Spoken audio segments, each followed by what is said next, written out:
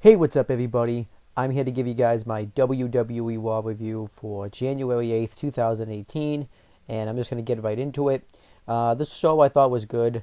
Um, really wasn't like much of a newsworthy show. I don't really know if there's anything worth seeing on this show, but it was a good show. There was one thing that's definitely worth seeing on this show. Maybe a few things, but um, I think it was also like really late when I was watching this show and I was tired, so I was by the point where I was done with it, but whatever. Let's get right into this video. We have the WWE.com exclusives. It gives you some things to, 6 things you need to know before that was going to happen on Raw. Announced some matches and stuff. Woken Matt Hardy announces he's going to be debuting for the first time. He cuts one of his wacky promos. It was awesome. Definitely go find this video because it's on the WWE's YouTube channel. And Mickie James announces that she's going to be in the Women's Royal Rumble match, which was cool. And then we had the show itself. We had Corey Graves, Michael Cole, and Booker T on commentary for this show.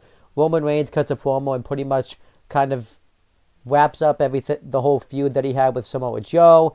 Jason Jordan comes out and congratulates him on behalf of Seth Rollins. Seth Rollins comes out and says that you need to learn your lesson. Last week was a lesson in teamwork. This week is doing things at the right place at the right time.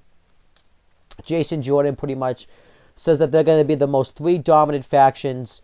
They're going to be one of the most dominant factions of all time. They're going to be called the Champions Club, since they're all champions, because you have Roman Reigns, who has the IC title, and Rollins and Jordan, who have the Raw Tag Team titles. And, Seth and Roman aren't having that, but then the Balor Clap, ooh, that sounds really bad. The Balor Clap, ooh. The Balor Club come out, and and they pretty much talk about how they're the greatest faction of all time, and they talk about how they've had individual success. Gallows and Anderson have been Raw Tag Team Champions, and Finn Balor was the first ever WWE Universal Champion, but it was only a matter of time before they came together, because pretty much they were doing nothing solo. I don't know why they couldn't just say that, because Gallows and Anderson, it feels like it's been like 1,044 years since they've been Raw Tag Team Champions. It's ridiculous. And Finn Balor still hasn't even gotten his rematch for the WWE Universal title, and it hasn't asked for it, or demanded it. That's ridiculous. But anyhow, they pretty much, put down Jason Jordan, but kind of put over Roman Reigns and Seth Rollins, and one of the guys, I forget who it was, slaps Jason Jordan, and Jason Jordan wants to go after him, but Rollins and Reigns hold him back. Kurt Angle comes out and makes that match the main event, the Balor Club versus the Champions Club, which should have been a big deal, but obviously it was kind of a little bit frustrating, because had Dean Ambrose not gotten hurt, it would have been the Shield versus the Balor Club. But I'm kind of happy now Ambrose is hurt a little bit, because the Shield versus Balor Club is not a match you throw out on just Raw. That's a match you throw out at a pay-per-view, whether that's a Big Four pay-per-view or like a pay-per-view, like a Raw pay-per-view. But that's stuff you save for a pay-per-view, so I'm glad they didn't do that. But overall, I thought this opening segment was decent. It set up the main event and stuff like that. I didn't like it at first, obviously, when Jason Jordan and it was just them out there. But once Balor Club got involved, I thought the opening segment was pretty good. Then we had the first match on the show was a women's match. It was Sasha Banks and Bayley with Mickie James ringside versus Sonya Deville and Mandy Rose with Paige ringside. And this match was alright. Mandy Rose, I thought, looked pretty good in this match. Sonya Deville really didn't do a lot in the match.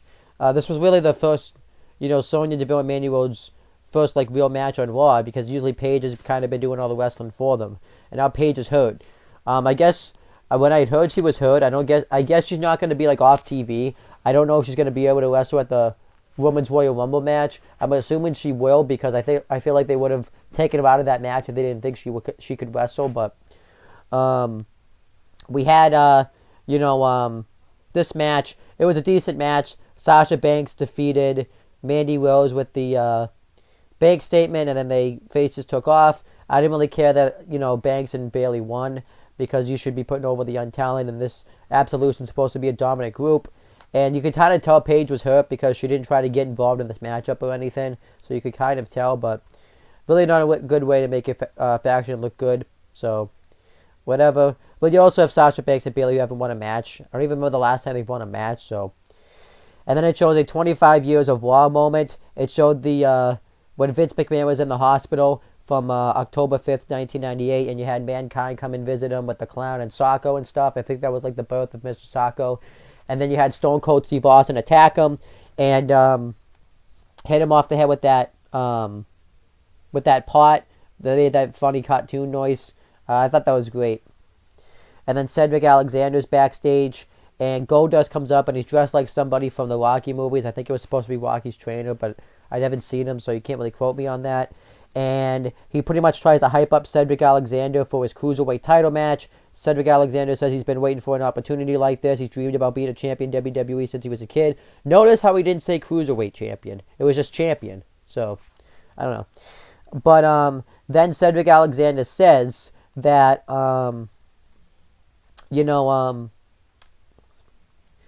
then he says that, then Goldust says that the only way keeping Cedric Alexander from being champion is Cedric Alexander. And Cedric Alexander says he's going to be Cruiserweight champion. I love this, this team up of Goldust and Cedric Alexander. I think it's awesome. And I like this friendship. It's cool. And then we had Woken Matt Hardy versus Kurt Hawkins. Woken Matt Hardy has new theme song music now. It's him chanting delete, and then he kind of comes out like his broken gimmick from TNA. It's actually kind of cool. I think the theme song kind of fits him very well. And Woken Matt Hardy won with the Twist of Fate. I like this because it was Woken Matt Hardy beating Woken Matt Hardy, and it was awesome. And then afterwards, Bray Wyatt teleports to the ring, and they have a face-off, and it was cool. And Woken Matt Hardy also announces that he's going to be in the Royal Rumble match. And I'm actually looking forward to seeing what he's going to do in the Royal Rumble match. On a WWE.com exclusive, Bray Wyatt also announced he's going to be in the Royal Rumble match. So that would be kind of like the first real fight they're going to have together. So I expect them to do something with that. I kind of want Woken Matt Hardy to do something crazy in the Royal Rumble match. So I hope that happens. Miz TV, Elias performs his theme song, his song, and he performs talking about Elvis Presley because they were in Tennessee and how it was his birthday and everybody booed him, and he's like, what, you guys don't like Elvis Presley? And he's been saying a lot now that WWE stands for Walk with Elias, which is awesome. And he actually didn't get interrupted. He got to perform his whole song. He introduced The Miz back, and I thought this was a nice way to utilize Elias. I thought that was cool. And The Miz and The Miz Taraj come out, and The Miz talks about how he's been doing how he plugs his movie, The Marine 6. He talks about how he's been doing all this stuff. Bo Dallas and Curtis Axel suck up to The Miz. They talk about how they love The Miz. They give him gifts. It was actually pretty funny. They were fighting over The Miz's affection. That was hilarious. And The Miz pretty much gets into serious mode. And he talks about how he's upset that Roman Reigns... he said that he let Roman Reigns borrow his Intercontinental Championship because he wanted it to get the spotlight it deserved while he was away. So pretty much he admitted that he lost the IC title on purpose. But he said that Roman Reigns has failed to do that, and he said that it's proof that the champion doesn't make the man makes the championship. And he says that he wants his Intercontinental Championship, and then that was the end of the segment. Miz cut a great promo, and he looks just like the way he did back in 2010. He got his hair cut back to that point and stuff too. That was pretty cool, and I liked it. I thought this segment was really good. And then Balor Club's backstage. They're talking about the match with the Champions Club, and they did a funny thing with Carl Anderson. Talks about how he has a smoking hot wife, and Gallows says, "Oh yeah." So I thought that was funny. Then we had a Cruiserweight Championship match. Enzo Amore defending the title against Cedric Alexander. This match I thought was okay. Enzo Amore, I guess, is getting better in the ring because, he himself isn't good. I think it's the performer he's wrestling. But his match here with Cedric Alexander I thought was actually good. And, as Cedric Alexander destroys him in the beginning, Enzo throws him on the floor back first, beats him up for a while. The match was kind of boring when Enzo was doing stuff. Then Cedric Alexander makes his comeback, and he busts Enzo Amore open at one point, and he hits his flip dive on the outside. Enzo Amore hurts his knee, and Cedric Alexander wins by count out, but he doesn't win the title. I thought it was dumb that Cedric Alexander acted all happy about this, but whatever. And, you know, but I thought this was fine. Obviously, I think they're going to push this match off to the Royal Rumble. They're going to probably get the kickoff treatment, which will suck. And Cedric Alexander probably will lose at the Royal Rumble. I would like to see Cedric Alexander win the title and everything, and I think they've done a pretty good job building him up. But I think they're saving. I think they're gonna keep. I think they should keep Enzo champion going into WrestleMania. It's the right thing to do. It makes sense. And then Enzo Amore's backstage, and doctors are checking on his injured leg. Nia Jax comes in and checks on him. He says he's fine, trying to act all tough, and then Nia leaves. I don't like the Nia Jax Enzo Amore segment. Then Kurt Angle's backstage. The Bar come up and accuse Kurt Angle of playing favoritism because they haven't given them the rematch for the Raw Tag Team titles yet. So Kurt Angle makes the rematch. It's going to be Jason Jordan and Seth Rollins defending the Raw Tag Team titles against the Bar. Which the Bar happy about this, and they say they want to fight tonight. So Kurt Angle says tells them to go to the ring and he'll find some suitable opponents. And then Asuka's backstage. Alexa Bliss comes up, talks about she got lucky that he beat her, but I heard what you said about Nia Jax, and she's not going to be happy with you. And then that was it. It was lame. And then the Bar versus Titus O'Neil and Apollo Crews with Dana Brooke ringside. The match was fine up until the finish. The Bar get the heat for a while on Crews. They beat up Titus O'Neil. Apollo Crews takes out Cesaro, and Titus O'Neil rolls up Sheamus for the win. And for some odd reason, Titus O'Neil and Apollo Crews won. It didn't make any sense. It was dumb. Because you have the Bar who have a Raw Tag Team title match coming up. And again, you want to put over other tag teams and stuff. But the Bar needed the victory. They haven't really won a match in a while. And they needed to gain momentum going into the Royal Rumble. If you wanted to do this like after they won the titles and everything, you could build up a title program, then fine. But it was just dumb to do it here. Then Brock Lesnar responds to what happened to him and Kane last week. Paul Heyman pretty much talked about how, the old-fashioned way, people, there would be one guy that would get built up as a challenger to face the Universal Champion at WrestleMania. But now it's two guys, and everybody claims that Brock Lesnar has no chance of winning, but Brock Lesnar has a 100% chance of winning. And then that was pretty much the entire promo segment. He says he's going to defeat Braun Strowman and Kane. He may even stack them up on each other and pin them both. I thought it was a very good promo by Paul Heyman. He always delivers with promos. And when Lesnar goes to leave, Kane attacks him from behind. They fight to the back. Braun Strowman gets involved. He attacks both of them. He throws Strowman through a table. He throws Kane through a table. Then he grabs a grappling hook, and he knocks over the Raw set under both Kane and Brock Lesnar. And during commercial, Brock Lesnar has to be stretched out, but Kane walks off fine. I really like the fact that Kane got to walk off fine because Lesnar's more of a monster right now than Kane is, so that didn't make any sense.